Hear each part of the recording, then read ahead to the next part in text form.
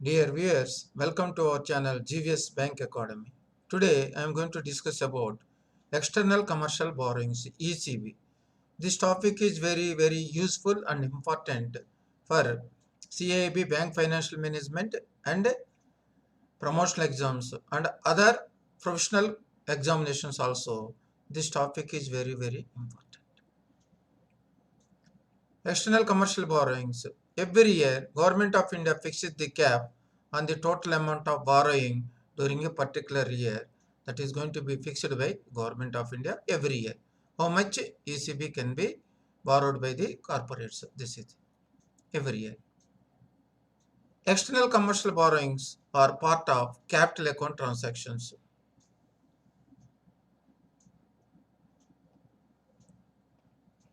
External commercial borrowings are part of capital account transactions. Capital account transaction means you have to know the meaning of capital account transaction. Capital account transactions means the transactions which are going to alter or change the assets or liabilities in the balance sheet of the company or firm. So any transaction which is going to change or alter the assets or liabilities in the balance sheet, that is called capital account transaction. So ECB part of capital account transactions. Now one by one point. ECB borrowings. Number one, currency of borrowing under ECB. One is foreign currency denominated ECB. So all the eligible entities are allowed to borrow under ECB. Foreign currency denominated ECB also they are borrowed, or rupee denominated ECB. So both are allowed. Either foreign currency borrowing or rupee denominated ECB. Both are allowed under ECB. Number two, form of ECB.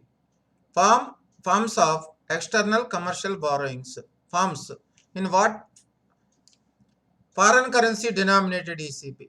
One is foreign currency denominated ECB.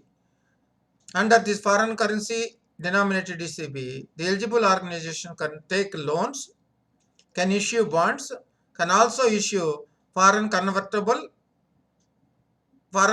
convertible bonds, foreign currency exchangeable bonds, and long-term financial leases. So, loans, bonds, foreign currency convertible bonds, foreign currency exchangeable bonds, and financial lease long-term. And trade credit also for import. Trade credit also allowed, but the period is beyond 3 years. Trade credit for import of capital goods beyond 3 years comes under ECB foreign currency. Less than 3 years not allowed under ECB. That point is not.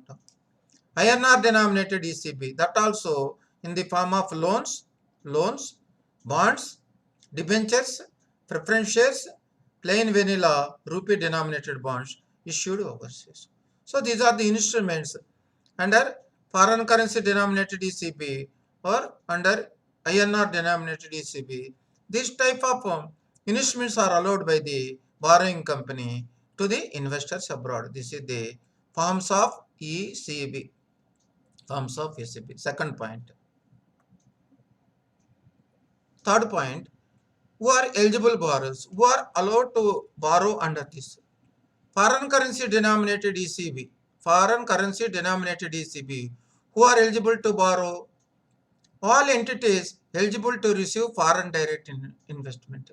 As per our foreign direct investment policy, who are eligible to accept FDI, that all the entities are allowed to issue foreign currency denominated ECB. In addition to that, the following entities are also allowed to raise ECB. One is Port Trust, units in SEZ, and SIDB, and Exim Bank of India. So, foreign currency denominated ECB. So, all entities are eligible to receive FDI from abroad, that they can borrow foreign currency denominated ECB. In addition to that, Port Trust, units in SEZ, Special Economic Zones, SIDB, Small Industrial Development Bank of India, Exim Bank of India are also allowed to issue foreign currency denominated ECB. Now, INR denominated ECB.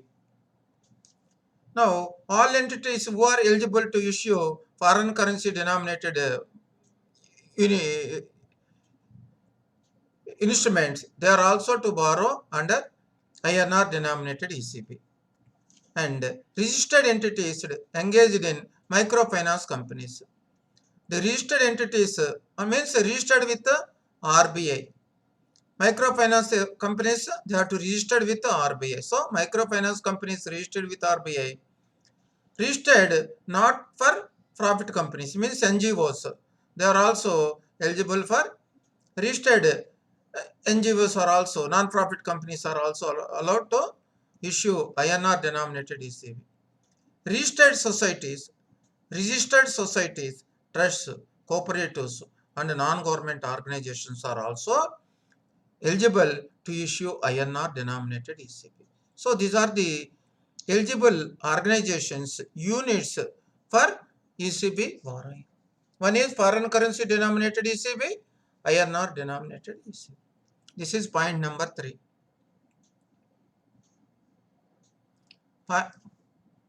Point number 4, recognized lenders. Who will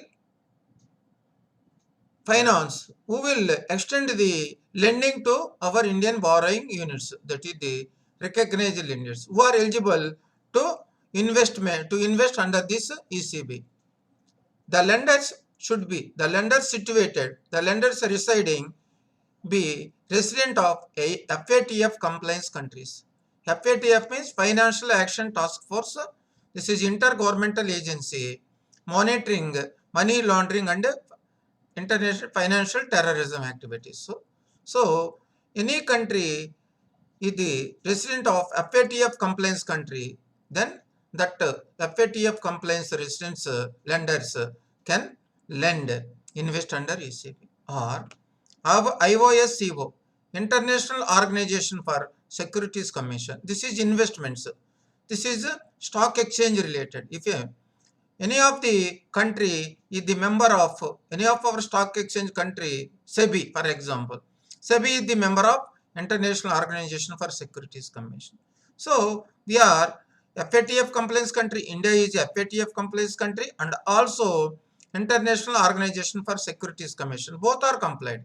So any lender want to lend under ECB, first either FATF compliance country or International Organization for Securities Commission compliance country is must. Sometimes they are asking objective question, FATF abbreviation, Financial Action Task Force. Sometimes they are asking IOSCO, International Organization for Securities Organization. In addition to these points, multilateral development banks, regional financial developmental institutions, where India is a member country in that multilateral regional financial institution.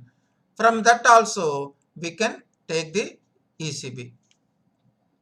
Now, individuals as lenders can only be permitted if they are foreign equity holders. This point is very, very important. Individuals as lenders can only be permitted if they are foreign equity holders or for subscription to bonds debentures listed abroad. So, who is a foreign equity holder? You have to know the meaning. Individuals as lenders can only be permitted if they are foreign equity holder. Then what is foreign equity holder? We are going to discuss. Foreign branches, subsidiaries of Indian banks. So Indian branches situated abroad, foreign branches, Indian bank subsidiaries situated abroad are permitted to as recognized lenders only in foreign currency ECB. So foreign branches of subsidiaries of Indian banks are permitted as recognized lenders only for foreign currency ECB. They are not allowed to invest in INR related ECB. Number 1. Foreign currency ECB also, Indian branches are not allowed to invest in foreign currency convertible bonds, foreign currency exchangeable bonds. Except these two, foreign branches, subsidiaries of Indian banks are allowed to invest in foreign currency ECB. Now, Who is a foreign equity holder? This is important. Several examinations they are asking. So, foreign equity holder means the foreign equity holder direct foreign equity holder with minimum 25% direct equity holding in the borrowing. Any foreign company directly investing 25% of equity in the borrowing entity situated in India, that will come also called as foreign equity holder. Number two, directly 25, indirectly the equity holder having a share of 51%. Directly they are investing 25 or indirectly up to 51% also will be called as foreign equity holder. Third point, group company with common overseas parent. The investment company and the borrowing company are with a common overseas parent. So controlled by one group, that is called common overseas parent. So at that time also that lenders comes under foreign equity holder. So overall foreign equity holder means directly they are investing 25% of the borrowing entity, indirectly 51%, or the lending company, the lender is the common overseas parent for the both the borrowing company and lender company, lending company. That is called foreign equity holder. This point is very, very important.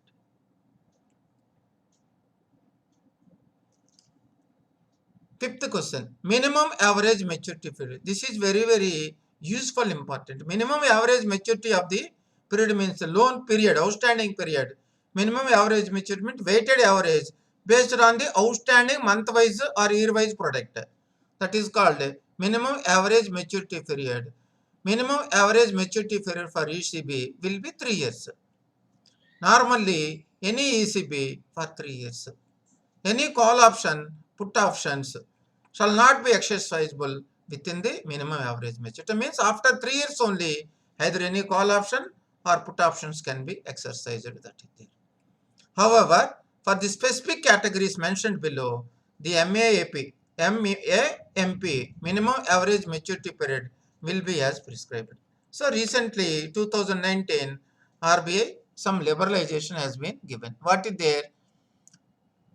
For the specific categories, the minimum, they had mentioned minimum average maturity specifically.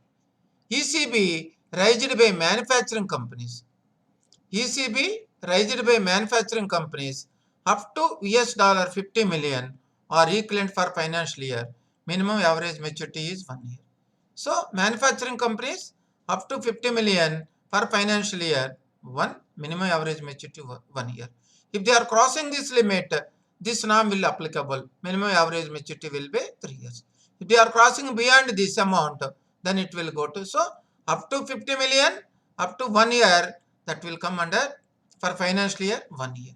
Now, ECB raised from foreign equity holder. Just now we are discussed.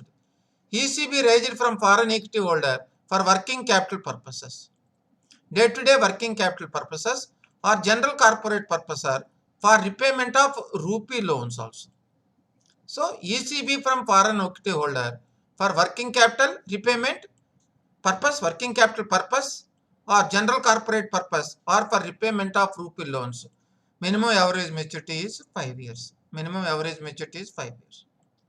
Now, third, ECB raised for working capital purpose or general corporate purpose 10 years. This is for only foreign equity holder. Other than foreign equity holder, ECB for working capital purpose or general corporate purpose, minimum average maturity allowed up to 10 years. Now, on lending, NBFCs are borrowing ECB. The object of NBFC, on lending by NBFC for the NBFCs are borrowing ECB and they are onward lending as working capital purpose or general corporate purpose also minimum 10 years. So the ECB which these organizations are borrowing, they have to strictly follow these minimum average maturity period. And ECB raised for repayment of rupee loans availed domestically for capital expenditure, means capex purpose. For repayment of rupee loans for capital expenditure purpose 7 years for repayment of loans. On lending by NBFC for same purpose for repayment of capital expenditure purpose 7 years. So for repayment of capex term loans, capital expenditure loans, 7 years.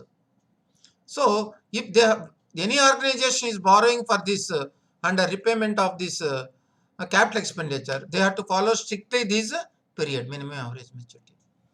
ECB raised for repayment of rupee loans availed domestically purposes other than capital expenditure. Repayment of rupee loans availed domestically for purposes other than the capital expenditure, 10 years. So capital expenditure 7 years, other than capital expenditure 10 years. Same for NBFCs. So this slide is very useful and important. So in the external commercial borrowings, minimum average maturity is very important. Those organizations borrowing for ECB for working capital purpose or for repayment of capital expenditure purpose or other than capital expenditure purpose, they have to utilize for the same purpose only. Otherwise, this minimum average maturity period cannot be applicable. Again, they have to go back as per that original. Now, this is the latest amendment. External commercial borrowings. Eligible corporate borrowers to avail ECB for repayment of rupee loans availed domestically for capital expenditure purpose in manufacturing and infrastructure. So, for repayment of capital expenditure in manufacturing and infrastructure sector, even though the account is classified as a special mentioned account 2.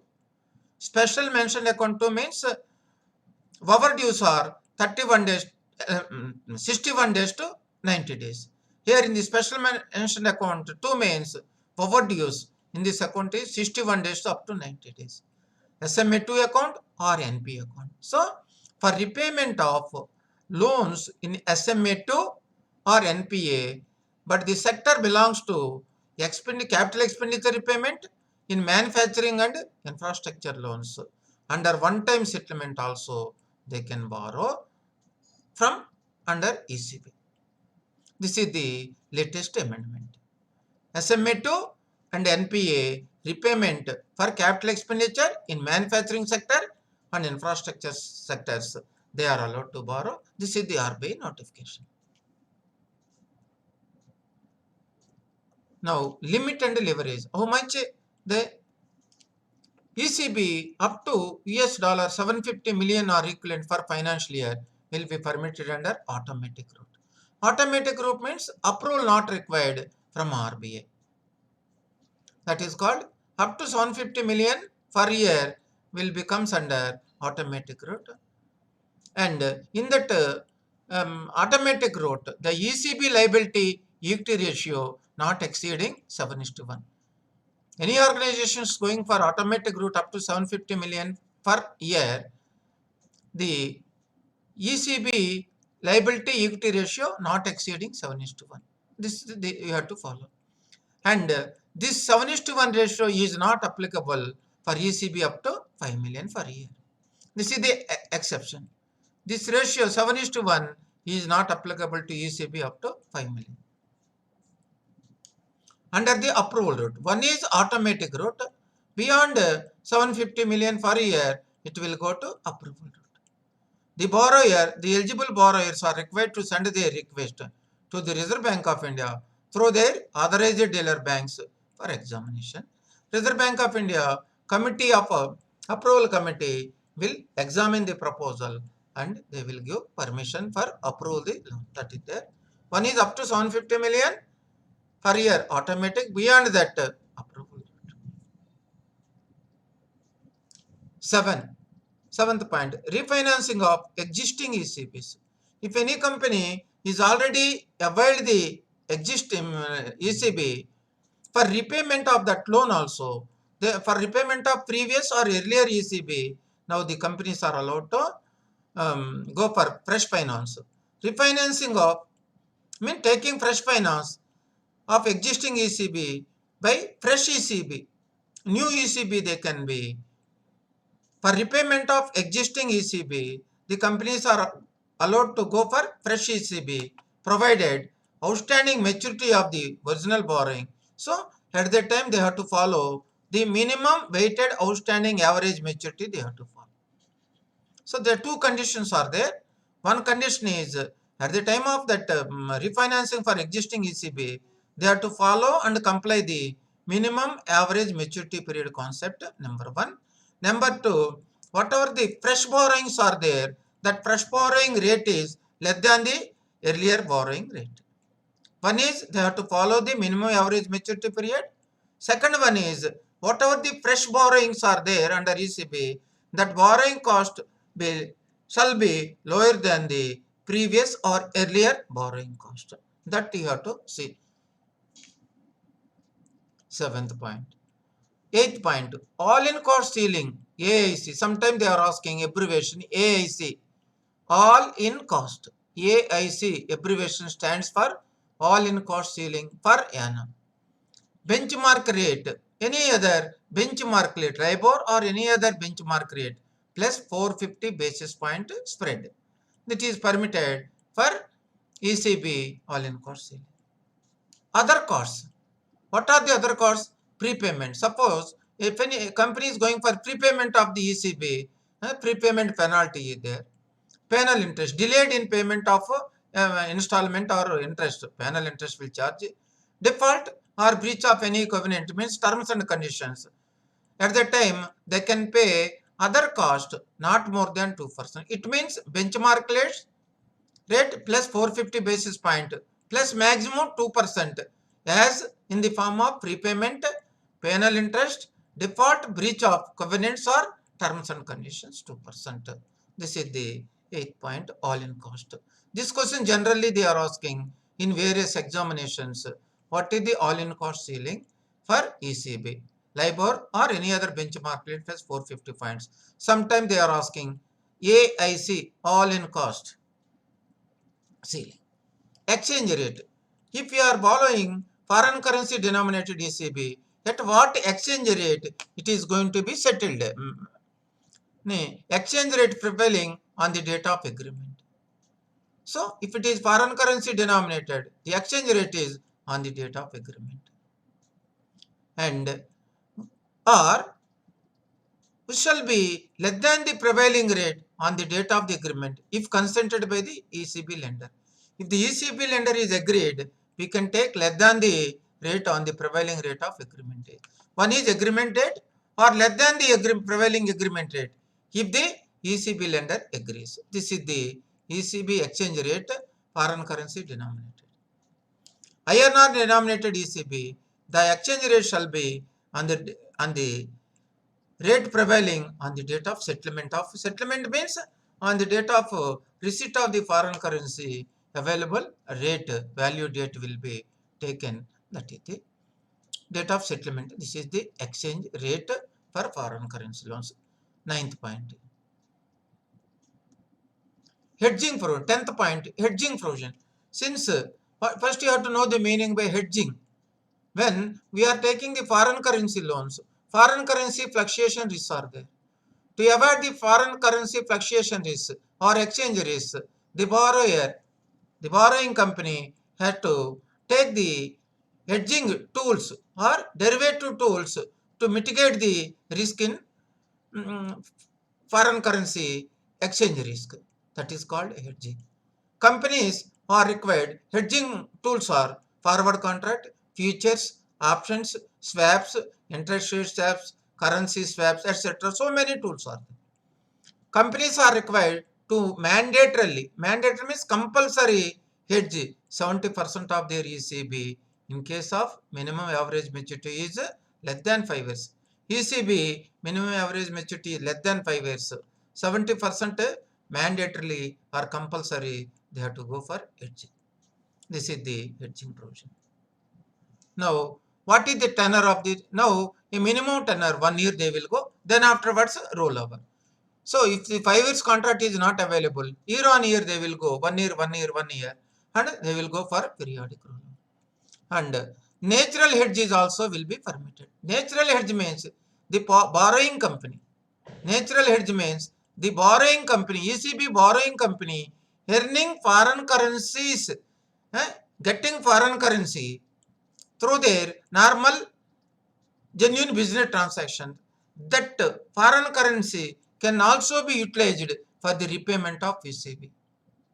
At the time of considering the natural hedge, uh, the banks, the party had to consider what is their total inflow of foreign currency and what is their total outflow of foreign currency. After netting that net amount only, we can take into consideration of natural hedge. After, suppose the company is having only per payment of the loan, ECB loan, for example, 30% they are getting foreign currency through national hedge, means their business transactions. So remaining percent they have to go for hedging. That is called natural hedging. That is point number 10 is over. Number 11, change of currency of borrowing. Change of currency. After borrowing, once after borrowing, the companies are allowed to change the currency from one freely convertible to another freely convertible currency, or INR also. First they are taken foreign currency. Now they want to convert into INR also. That is what. So one foreign currency to another freely convertible foreign currency is allowed, and one foreign currency to INR is also permitted. There is no restrictions as of date. Now change of ECB, which has already availed in INR, that is not going to be converted into foreign currency. So originally they had taken INR ECB, that is not going to be allowed to convert into foreign currency. That is 11th point, change of currency of borrowing. 12. Parking of ECBs. Several times in several situations they are asking this question. All the points are very, very important. ECB process, whatever the loans taken from abroad, that process are permitted to be parked, means till its utilization to be parked abroad as well as domestically. So they had borrowed the amount till its utilization, till its completion of the expenditure, they are allowed to be parked as deposit with abroad branches as well as domestic authorized dealer branches also. Parking of ECB projects for abroad. ECB projects meant only for foreign. Suppose the company was borrowed the ECB for foreign currency expenditure. Example, that company can be parked abroad pending utilization. Till its pending utilization, they can park with the foreign branches. But there was no time limits. Till its utilization, till its pending utilization, they are allowed to park abroad. So parking of ECB projects abroad, there is no time limit. That is as per this norms. Now parking of ECB projects for domestic expenditure, which had already borrowed and received the money by the borrowing company, that amount they can deposit with term deposit in foreign currency, term deposit in foreign currency with authorized dealer category 1. Means AD category 1s, they can directly deal with foreign exchange in India for a maximum period of 12 months. So whatever the ECB process received for domestic expenditure purpose, they are allowed up to maximum 12 months only. 12 months only. But the same is for abroad parking, no, still pending utilization. They can deposit. So there is no time limit parking of ECB process abroad. But parking of ECB process domestically maximum 12 months. Now recently RBI has given extension. Unutilized ECB, because of COVID situations, unutilized ECB process drawn down on or before 1st March 2020, means COVID. These dates are the COVID, initial COVID started dates. Can be parked in term deposits with AD category 1 branch up to 1st March 2022. So 1 year relaxation they had given because of COVID circumstances and conditions. Otherwise, normally 12 months.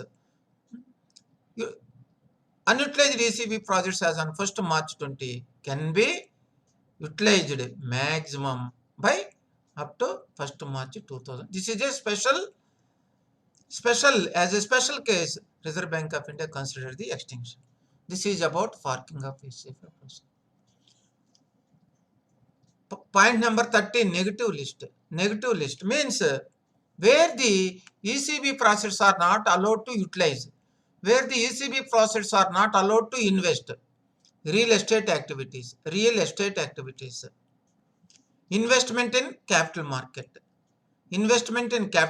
also not allowed, investments in equity investments not allowed, and onward lending to entities relating to real estate, on lending to entities related to invest in capital market, on lending to entities which are doing with equity investment are also not allowed. This is the negative list for ECB. So these for these activities ECB is not allowed for borrow. That is the point number 30. Point number 14, loan registration number. Loan registration number. After sanctioning the loan, any drawdown means any withdrawal, any withdrawal from the ECB in respect of ECB should happen, should be taken, should be withdrawn only after obtaining loan registration number from RBI. This condition is also very important. So any drawdown from the sanctioned ECB limit can be taken only after obtaining the loan registration number from RBI. Without loan registration number, if any company is borrowing and during the RBI audit and anything happens in that, RBI will impose penalty also. That's why loan registration number LRN is important. Through LRN only, RBI is monitoring the entire ECBs borrowed by all the companies, organizations which has borrowed in India and outstanding in India can be monitored by RBI through this loan registration number of all the companies. This is important. If any company without taking a loan registration number borrowed the amount, Reserve Bank of India will impose heavy penalty on them. That is 14th point. Monthly reporting of actual turn. Whatever the monthly withdrawal limits or borrowings are there, that has to be reported to RBI by giving the reference of LRN, that is loan registration number. This issue of any type of bank guarantee relating to ECB. Suppose Indian banks are not allowed to issue bank guarantee relating to ECB.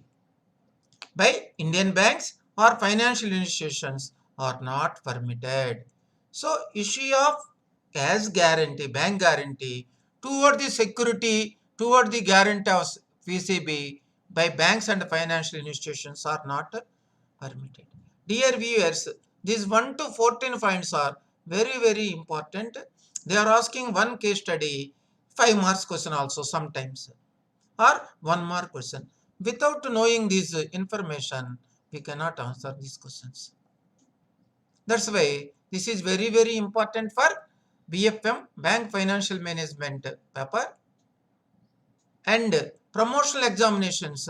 This is very useful and important. 1 or 2 marks directly they are giving from this external commercial. In addition to CAB and promotional exams, all other professional qualification, professional examinations also, FEMA is very important. Thank you very much viewers for extending support to our channel GVS Bank of Academy. Thank you very much for all for watching our video.